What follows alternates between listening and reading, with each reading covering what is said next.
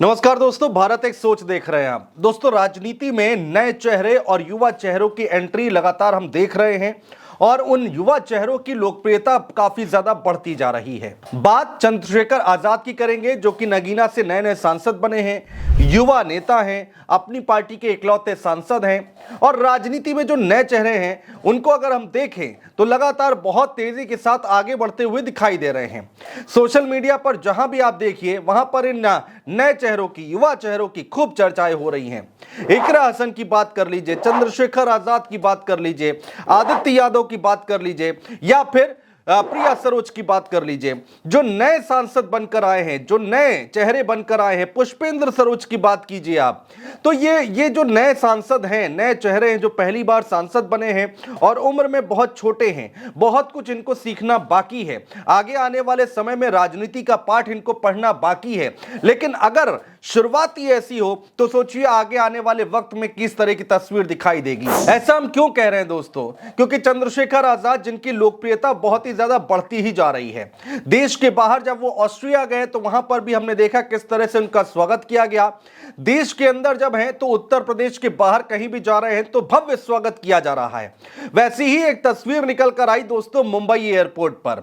दरअसल दोस्तों, सांसद बनने के बाद चंद्रशेखर आजाद पहली बार मुंबई पहुंचे। मुस्लिम समाज का एक कार्यक्रम था, उसमें शिरकत करने के लिए पहुंचे चंद्रशेखर आजाद। जी हां, मुंबई एयरपोर्ट पर कार्यकर्ताओं ने उनका जमकर स्वागत किया। मुस्लिम समाज के एक बड़े कार्यक्रम था जश्न ईद ए मिलाद के इस अवसर पर जुलूस में शामिल होने के लिए चंद्रशेखर आजाद पहुंचे।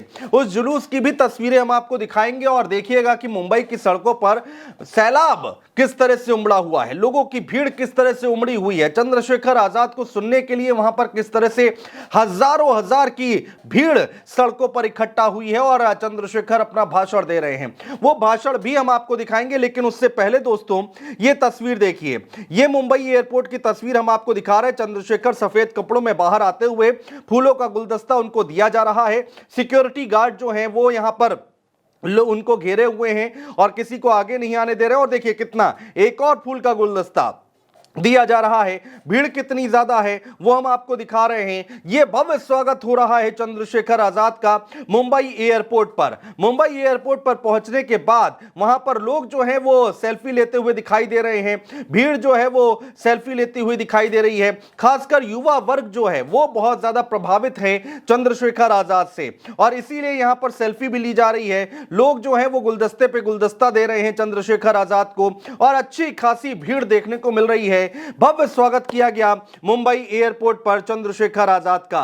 इसीलिए हम कह रहे हैं कि जब आगाज ऐसा है तो आखिर आगे चलकर जब समय बीतेगा, वक्त गुजरेगा, उस जब ये जो युवा चेहरे हैं जब राजनीति का पूरा पाठ पढ़ लेंगे तब और ज्यादा परिपक्व होंगे राजनीति में, तब क्या तस्वीर निकल कर आएगी।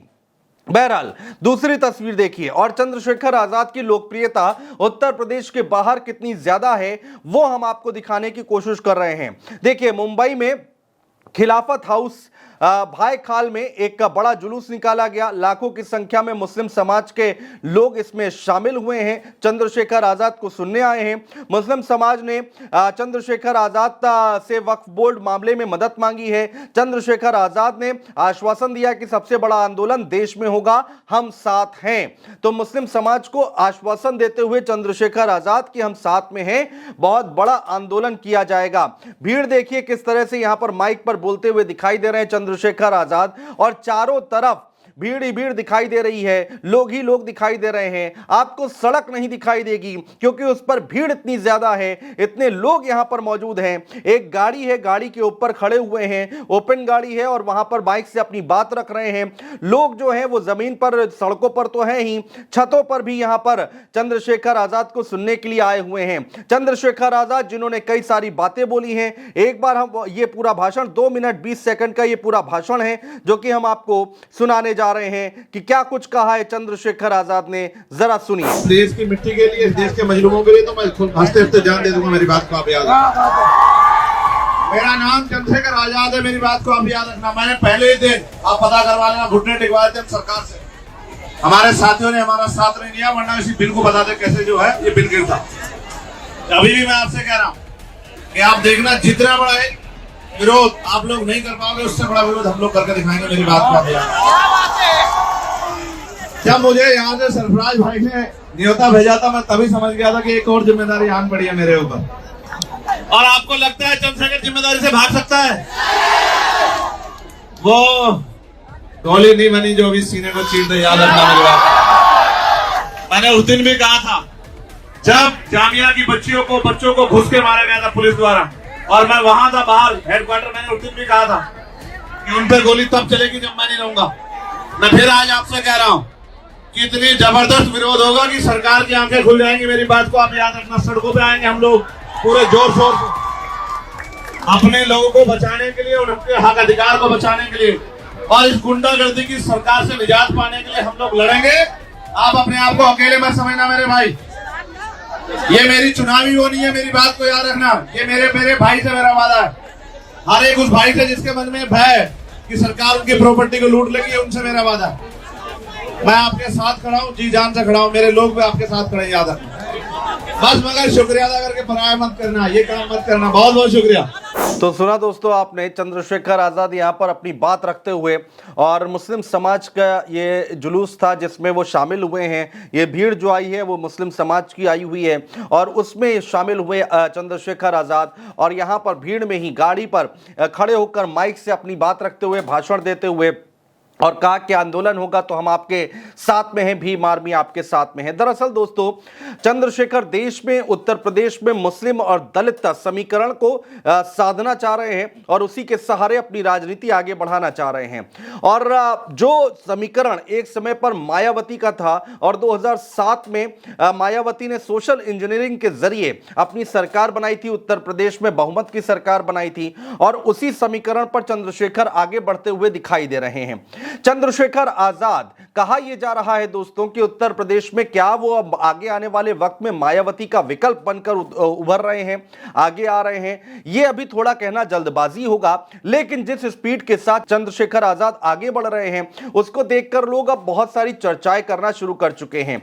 बहुत सारे कयास लगाने शुरू कर चुके हैं। क्या जो दलित वोट बैंक मायावती का कोर वोटर कहा जाता है, क्या वो शिफ्ट होगा आगे आने वाले वक्त में? क्योंकि चंद्रशेखर अब अपनी पार्टी का भी विस्तार कर रहे हैं। उत्तर प्रदेश के बाहर जहां जहां राज्यों में चुनाव हो रहे हैं वहां पर गठबंधन भी कर रहे हैं और अपने प्रत्याशी भी उतार रहे हैं। इसके साथ ही साथ उत्तर प्रदेश की अगर हम बात करें तो वहां पर 10 विधानसभा सीटों पर उपचुनाव होना है। यहां पर भी उन्होंने 10 की 10 सीटों पर चुनाव लड़ने का ऐलान कर दिया है। और सबसे बड़ी बात दोस्तों, अगर उपचुनाव के बाद उपचुनाव जो है उसमें अच्छा प्रदर्शन करते हैं, ठीक ठाक प्रदर्शन करते हैं, और उसके बाद 27 के चुनाव में जब वो पश्चिमी उत्तर प्रदेश में और पूरे उत्तर प्रदेश में अगर हम बात करें पश्चिम से लेकर पूरब तक वहां अपने प्रत्याशी उतारते हैं और अगर अच्छा प्रदर्शन कर ले जाते हैं 27 के चुनाव में, तो आगे आने वाले वक्त में बहुत बड़े नेता बनकर उभरेंगे चंद्रशेखर आजाद। इसमें कोई दो राय नहीं है। लेकिन बहुत कुछ निर्भर करता है कि आखिर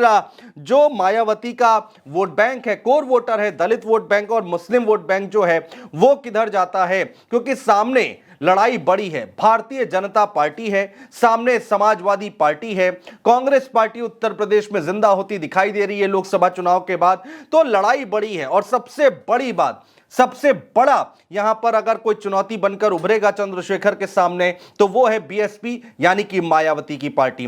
देखना बहुत दिलचस्प होगा कि जो समर्थन, जो भीड़ अभी देखने को मिल रही है, क्या चंद्रशेखर इसको बरकरार रख पाएंगे और आगे आने वाले जो चुनाव हमारे सामने आने वाले हैं उसमें कुछ अच्छा प्रदर्शन कर पाएंगे या फिर नहीं। बहुत शुक्रिया दोस्तों।